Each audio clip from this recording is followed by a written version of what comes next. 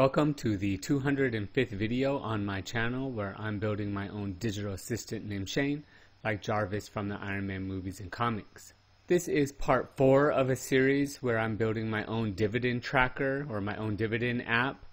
That way I don't have to rely on uploading or giving all my brokerage information to a third-party app. I'm almost done with this project, so I'm pretty excited about that. And so in today's video, the last thing that I need besides visualizing the data is to get the next dividend payment. So I would love to have a visualization every morning ready for me that shows my portfolio value and it shows my next dividend payment. And then finally it shows me a chart of all of the dividends for that year, so my estimated dividend income. Please watch the whole series. You can start with part 1 of the dividend series here. So as a recap, in part 1 I kind of gave an introduction into the yahoo-fin library, which I'm using as a replacement from the ubiquitous yfinance because I've been having a lot of problems, and it's just not me, a lot of people have, and I find this new library really easy to use. In part 2, we created a estimated quarterly dividend amount or tracker, and then we used matplotlib as the temporary visualization. Again, that was just to show you what it would look like month to month. And then in part 3, I was finally able to get the mutual fund information for the a couple mutual funds that I do have that pay dividends. And so like I said in the beginning, this video we're going to find out where our next dividend payments are going to be, and so we'll do that now. So let's jump right into the code. So again, I'm not going to go over this library because I've been through it for 3 videos now. So from yahoo-fin.stockinfo, import it all. That's what this asterisk means. So you'll have to pip install this. Please watch the video 1 to see that. We're going to import date time, and then just like in the other videos, we're going to do a data frame equals pandas, so pd.readExcel, and then you pass in the file name and the sheet name. And so let me show you what that looks like real quick.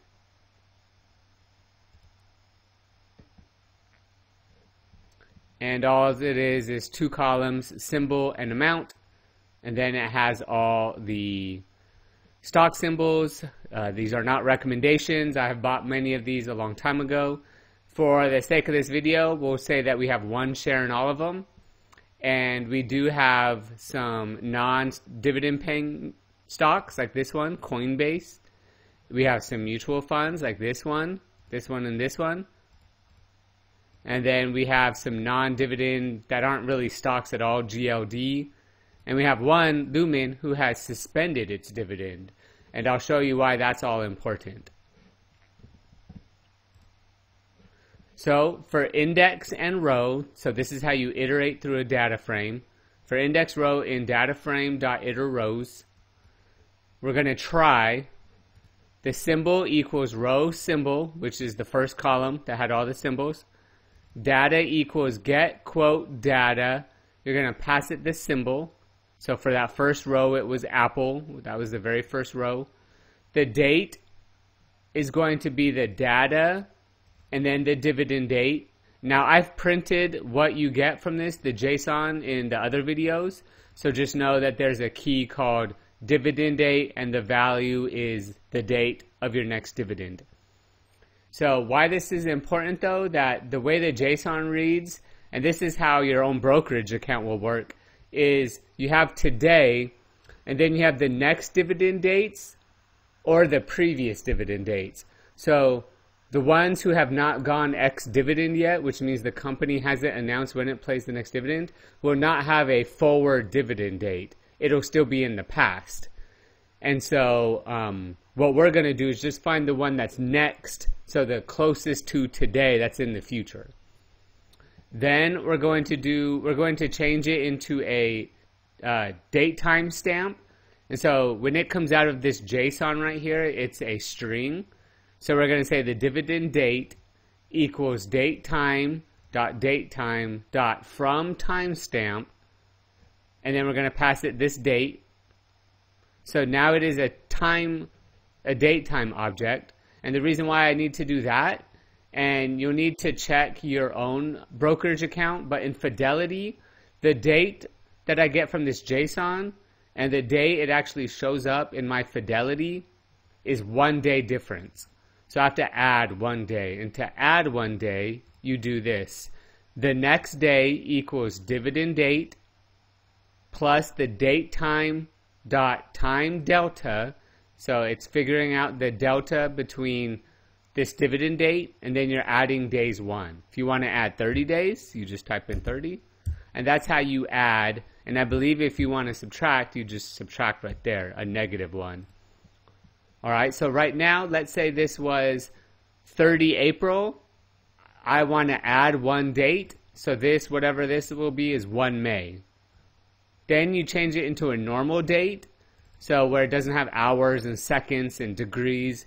So the dividend date string equals next day dot string format time. That's what this is, STRFTIME. And then we're going to put the year, the month, and the day. And then we're going to put it into our data frame. So the df at the index that we're at, so each row, we're going to put a column called pay date. And then we're going to pass it this dividend date string. Now remember, when you do this df.at and you're making your own data frame, it doesn't change the original Excel file, right? So it's just creating a temporary data frame. Then we have all these errors that you could possibly get that I showed in the other videos. So we're just going to pass on all of them. So one of these errors comes from when your dividend does not pay when your stock does not pay a dividend. One of these happen when you have a stock that has suspended its dividend, like Lumen Technologies. And one of these happens when it's a mutual fund. And so we're just going to pass on all of these. Now we're going to change, now that we have dates in all of them, we're going to once again change it to a date time. So data frame pay date equals pandas.toDateTime df pay date. So what does that do? That changed the string date back into a date time. And then we're going to find all the dividends that are greater today that are in the future. So this filtered data frame equals data frame, we're going to pass it this data frame pay date is greater than pandas.timestamp.today, right? So what we're doing is we just want a data frame that only has the symbols and the dates that are past today, right? That are in the future. And then out of all the dividend dates, we want to find the closest to today's date, the minimum amount, right? So the next pay date equals filtered data frame. We're still looking in that pay date column, but now we're looking in the pay date column of this filtered data frame. Equals the filtered data frame pay date dot minimum, right? So the minimum separation between today and that next value. All right, so if there's only one dividend that's closest to today, and I had to increase this code because today, example, 2 stocks pay dividends. So if the length of this next pay date rows, so if there's only one row, then it's going to do the next pay date row equals the location, so next pay date rows, which is up here, dot iLocation 0, so the 0th indexed or the first item. We're going to get a string of that date, right? So we're in column pay date. We're going to make it a string formatted time, just like we did up here, because I'm going to print it out. We also want the symbol, so the next pay date symbol equals the row that we're in, right? We're iterating through this rows of just one. And then we're going to get the symbol. And now that we have both of those, we're going to print out your next dividend payment is on the string of this date right here. Right? If this was a date, if we didn't change it to a string, you'd get an error saying you can't concatenate, or in this case, pass a formatted string like this for this symbol, which we got here. All right? But what if there's more than one dividends that are paying out on the same date, which is very common if it's the first of the month. So if there are more than one date, so if the length of these rows equals more than one, so 2 or more, then we're going to create a little list, right, an empty list of next pay dates. And then for index and row, in this next pay date rows, .iterow, so we're going to iterate through this. We're going to get the symbol, just like we did up here. We're going to get a string version of the date, just like we did up here. And then we're going to append this list, right? So we're going to say next pay dates.append, and all we're going to do is pass the string that says this next pay date for this symbol, right? So it's just a shortened version of this right here. And then we're going to join it, right? So the next pay date string is going to have a comma and a join. And now it's going to say print your next dividend payments are on. And now we have this string that's together, right? So let's run it. All right, so it says your next dividend payments are on May 15th for this stock HFBL and the 15th for this stock OHI. So these are the closest to today. And I'm glad that I had two. I did not run this code from today. That way it shows you that it does indeed pass 2. And so if you got a little confused up here, maybe it's better now that the print statement's up there. So now it says your next dividend payments are on, which is what the print statement. And it says the next pay date string for this symbol. So the first time it goes through, all you have in this list right here is this right here. This next pay date string for the stock symbol. And then it adds it to this list. And then if it finds another dividend that's going to pay out, it's going to add this comma and it's going to join this string right here, right?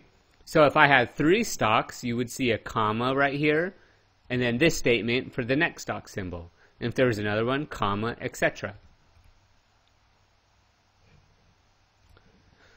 So I think that's the last step in creating my visualization, and my plan is to load it all up, all of this information into my own JSON file, and then every morning at let's say 3 in the morning it will run.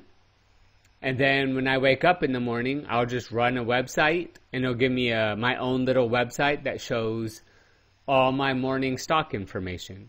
So I hope you enjoyed this video. Please consider subscribing if you want me to keep building this dividend tracker. If you want to see me build my own digital assistant named Shane, please like this video and leave a comment with your favorite dividend stock.